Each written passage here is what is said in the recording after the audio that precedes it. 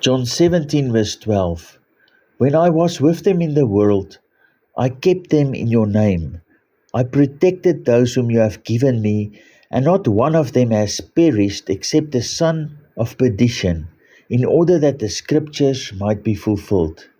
Not one of them has perished except the son of perdition, in order that the scriptures might be fulfilled. Let's put our thinking caps on and let's be sober-minded. After Jesus' betrayal, later, Judas Iscariot came back to the leaders of the Jews full of resentment and remorse, but was rejected. Due to the absence of the Holy Spirit and Judas not being born again, he went and hanged himself.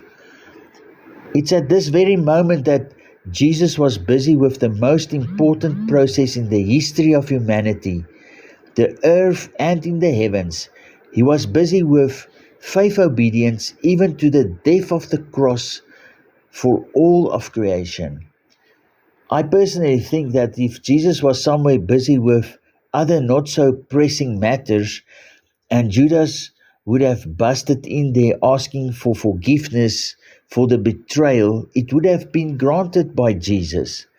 When the betrayal of Jesus by Judas was part of the will and plan of the redemption act, well, I do not let myself be told otherwise to convey the thought that if Judas was part of the act to accomplish the igniting of the greatest event ever, that he'll be left out in the cold forever in Hades.